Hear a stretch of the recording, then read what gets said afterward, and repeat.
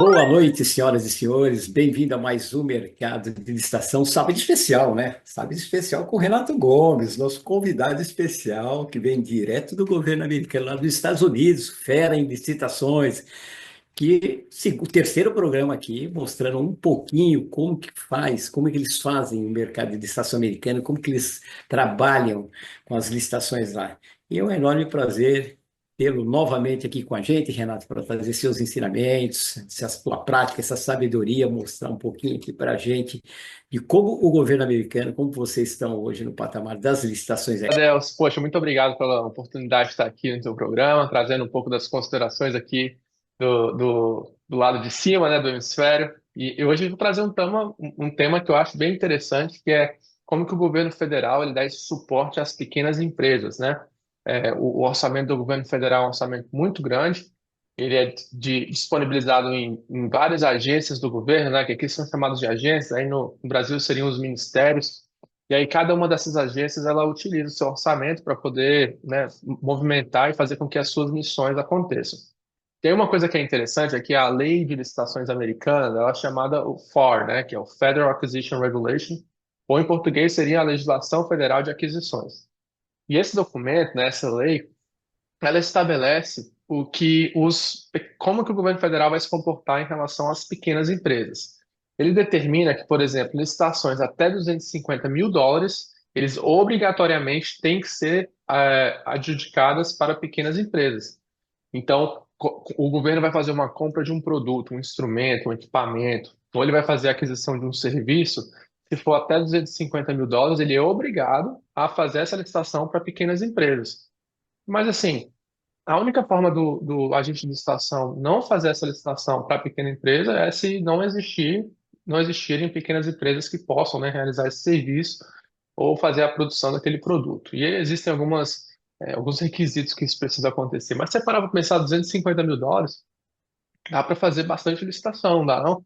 A gente pode fazer aquisição de material hospitalar, a gente pode fazer aquisição de produtos e serviços para manutenção de prédios, a gente pode fazer, por exemplo, licitação para cuidar das áreas externas e áreas internas dos ambientes, né, onde ali o governo opera.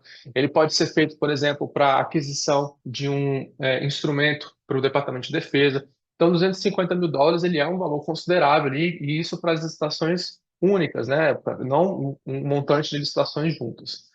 Mas aí o que que acontece? Quando esse valor começa a ficar maior, US$ 250 mil, ele existe, o governo ele usa instrumentos onde eles chamam, por exemplo, para essas licitações que são até 250 mil, além dessas licitações serem obrigatoriamente para pequenas empresas, o governo federal tem um grupo de categorias que são chamadas categorias socioeconômicas, né? E aí existem diversas categorias socioeconômicas dentro das pequenas empresas. Então, por exemplo, tem a categoria econômica que é para aquisição de produtos e serviços, ou para pequenas empresas que são especializadas ou feitas por empresas que são de propriedade de mulheres, ou seja, uma mulher que é dona, ela tem mais de 51% das ações daquela empresa, então existe uma separação para esse tipo de empresa. Existe essa separação para veteranos também, onde um dos donos tem mais do que 51% das ações daquela empresa. Então ela tem algumas categorias socioeconômicas onde o governo também coloca que precisam ser adquiridas para essas categorias socioeconômicas dentro das pequenas empresas. A forma como o governo federal faz isso é colocando metas para as agências. Então, por exemplo, vou usar aqui como exemplo o Departamento de Saúde, né, que é o HHS, né? O HHS, o Departamento de Saúde americano, ou seria o Ministério da Saúde no Brasil, ele tem uma meta de 24,5% do seu orçamento precisa ser para pequenas empresas.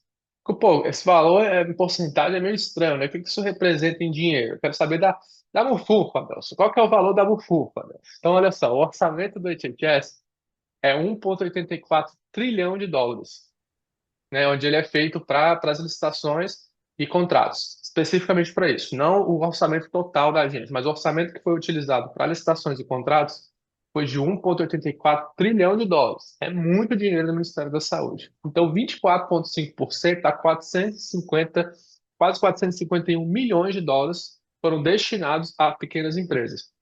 O governo ele faz ali um esforço durante o ano, né? Os agentes todos sabem disso, qual que é a meta daquele ano.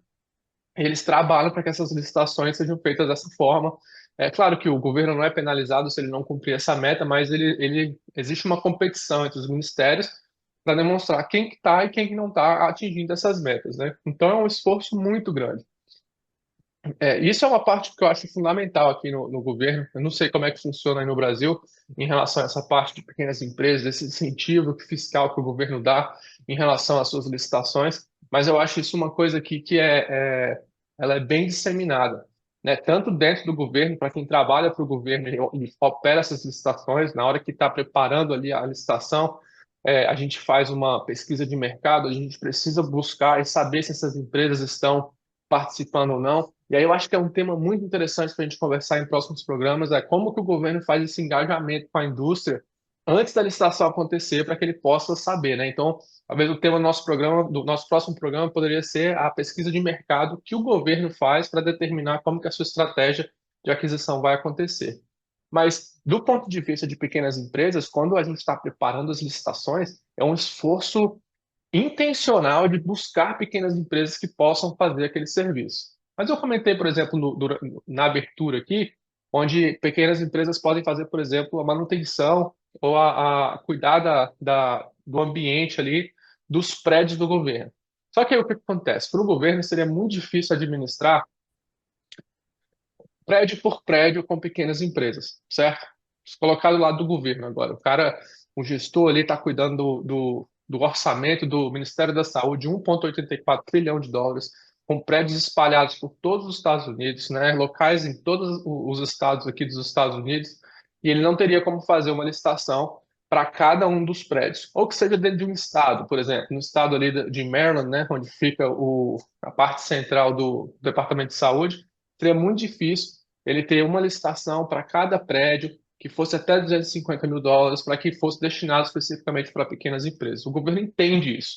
E o mercado também entende isso, né? Seria um esforço muito grande, a máquina pública ficaria muito grande, teriam que ter vários agentes cuidando desse tipo de contrato. Então, o que que o governo entendeu? Olha, a gente pode fazer uma licitação, por exemplo, para todos os prédios que são ali de Maryland, né? E aí, essa licitação com certeza vai ficar acima de 250 mil dólares, e a gente não vai ser obrigado, por lei, a colocar para pequenas empresas. E aqui está uma diferença fantástica do governo brasileiro para o governo americano, que eu percebo, né? Essa é a minha opinião, aí você me corrige depois, Adelson. A minha opinião é o seguinte: para o governo americano, o governo coloca suas intenções e aquilo que precisa ser alcançado. Não é o mínimo que tem que ser feito.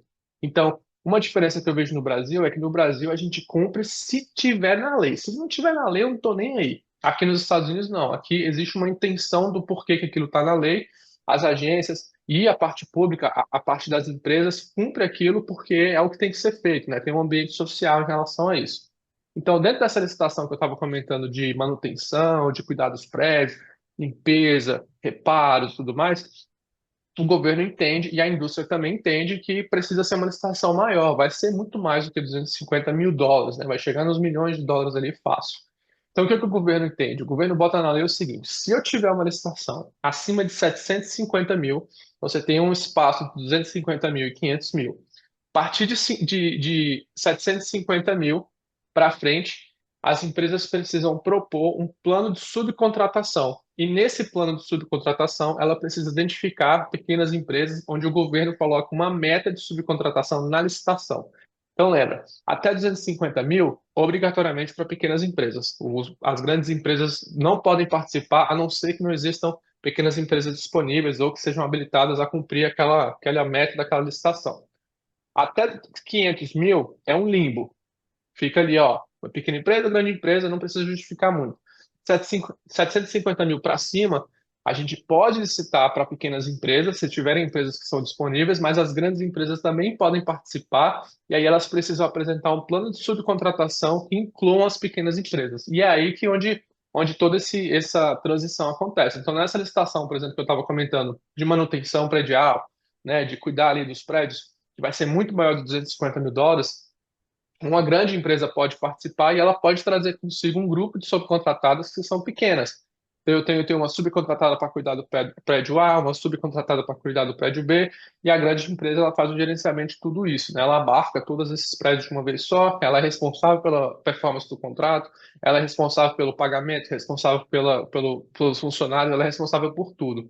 Então, assim, existe também esse outro mecanismo para que as pequenas empresas participem. Mas uma coisa que eu achei interessante, que eu vejo aqui, é o seguinte: naquelas licitações de até 250 mil, o governo ele pode criar licitações que são dedicadas para grupos socioeconômicos, que é ainda mais dentro do âmbito das pequenas empresas. Como eu falei, tem empresas que são socioeconômicas porque são 51% das ações são de uma dona que é mulher, 51% de um veterano, né? Grupos que estão em desvantagem, minorias. Então, existem empresas que são criadas e são categorizadas desses grupos socioeconômicos. E aí o governo, quando ele faz sua pesquisa de mercado, ele vai colocar ali o que que é, quando, quais são as empresas que estão disponíveis. As empresas respondem, participam da licitação e o governo pode destinar especificamente para aquele grupo, né? Então, assim, eu acho muito interessante. Dentro da agência que cuida das pequenas empresas, ele tem ali treinamentos para as pequenas empresas aprenderem e terem sabedoria de como responder uma licitação. Porque, assim, uma grande coisa da licitação é que é muito técnico, né? A gente entende isso. Como que você apresenta a proposta é muito técnico. Como que você vai engajar com o governo? O que que você precisa ter de certificação, de qualificação? É bem específico e talvez para empresas que não estão ali dentro daquele métier, que não entendem muito bem como funciona, às vezes elas não se qualificam justamente porque não conseguiu entender ali, né? Você lida com isso aí todo dia, né, Adel? Se você é uma pessoa É difícil. especializada nessa área, você é a pessoa que ajuda as empresas ali a buscar, olha, essa qualificação que você precisa, esse é fazer a checagem do edital com o que a empresa pode oferecer. Então, você ajuda bastante as empresas nessa área. E existe isso aqui também nos Estados Unidos, empresas como a sua, que faz esse tipo de assessoria, mas o próprio governo federal também faz esse tipo de treinamento, faz esse tipo de incentivo às empresas, mostra para as empresas como fazer, como funciona.